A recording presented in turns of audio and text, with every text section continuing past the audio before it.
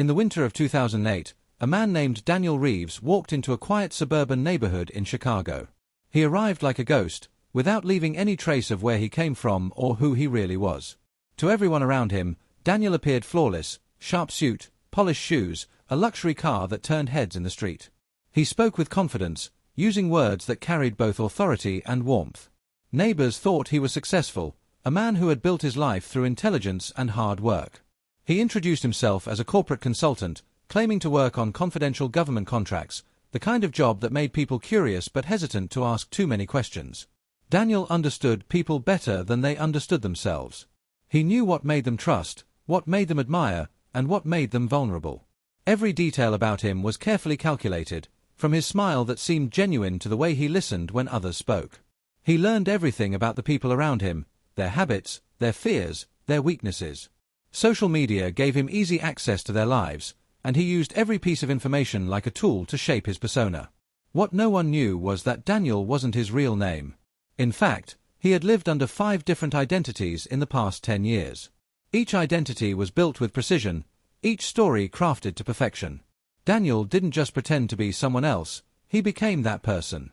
For him, lying wasn't survival, it was an art. Every new name was a new beginning, every city a fresh hunting ground. His victims were never random. He targeted those who had something he wanted: money, status, influence. To the world, Daniel was a successful man living an enviable life. But in reality, he was a shadow, a man without a true face, hiding in plain sight. Daniel's game was simple, but its execution required brilliance: gain trust, access wealth, and disappear without leaving a trace. He was never greedy enough to take everything at once, and that was his strength. In New York, he presented himself as a charity organizer raising funds for underprivileged children. He attended high-profile events, shook hands with celebrities, and smiled for the cameras. People wrote checks without hesitation, convinced they were helping a good cause. By the time anyone suspected fraud, Daniel had already vanished, leaving behind nothing but a cancelled phone number and a fake office address. Miami was different. There, he became a luxury travel agent catering to the elite.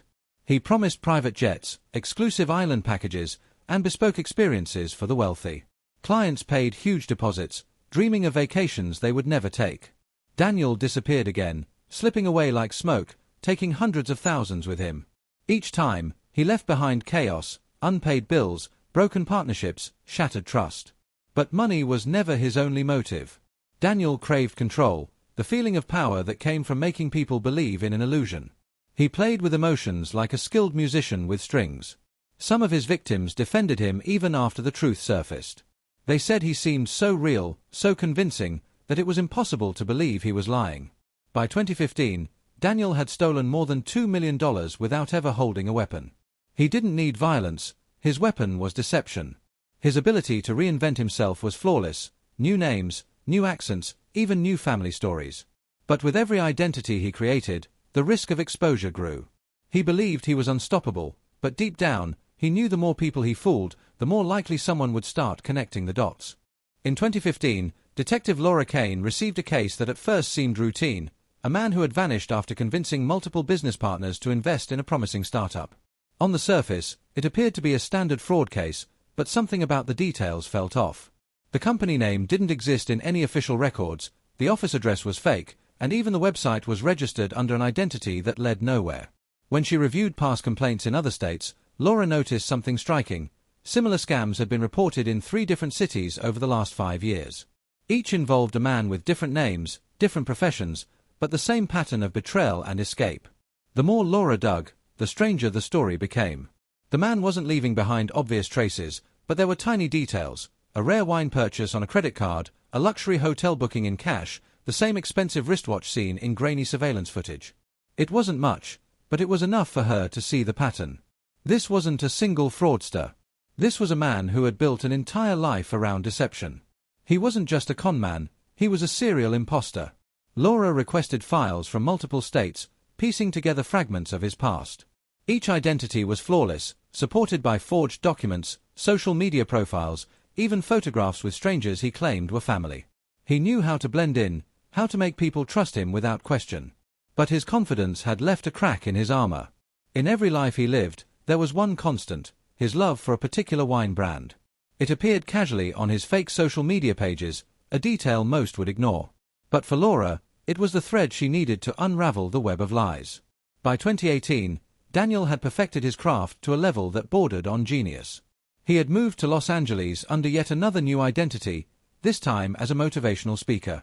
He spoke to packed halls about reinvention, resilience, and success, ironically preaching the very thing he was living. His seminars became wildly popular, drawing in hundreds of eager attendees who saw him as a self-made man with all the answers. Daniel sold hope, and people bought it without hesitation. Tickets to his events were expensive, and his personal coaching packages cost thousands of dollars. Within a year, he built a brand worth millions, all on a foundation of lies.